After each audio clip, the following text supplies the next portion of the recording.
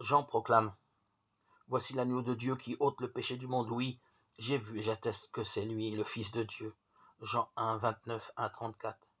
Philippe rencontre Nathanaël et lui dit: Celui dont il a parlé dans la loi de Moïse et dans les prophètes, nous l'avons trouvé.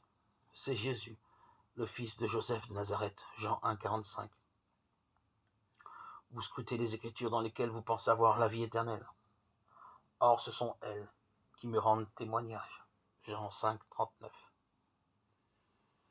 Paul proclame: Les habitants de Jérusalem et leurs chefs ont accompli, sans le savoir, les paroles des prophètes qu'on lit chaque Shabbat.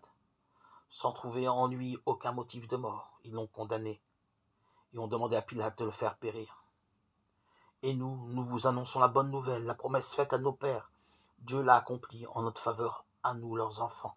Il a ressuscité Jésus, ainsi est-il écrit. Au psaume 1er, tu es mon fils, moi-même aujourd'hui je t'ai engendré. Acte 13, 27, 33.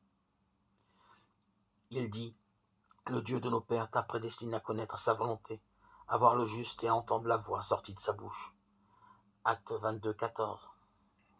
Paul, serviteur du Christ Jésus, apôtre par vocation, mis à part pour annoncer l'évangile de Dieu que d'avance il avait promis par ses prophètes dans les Saintes Écritures, concernant son Fils issu de la lignée de David, selon la chair, établi Fils de Dieu avec puissance, selon l'esprit de sainteté, par sa résurrection des morts, Jésus-Christ notre Seigneur, par qui nous avons reçu grâce et apostolat pour prêcher, à l'honneur de son nom, l'obéissance de la foi parmi tous les païens dont vous faites partie, vous aussi appelés de Jésus-Christ, à tous les bien-aimés de Dieu qui sont à Rome, aux saints par vocation, à vous, grâce et paix de par Dieu notre Père et le Seigneur Jésus-Christ. Romains 1, 1, 7.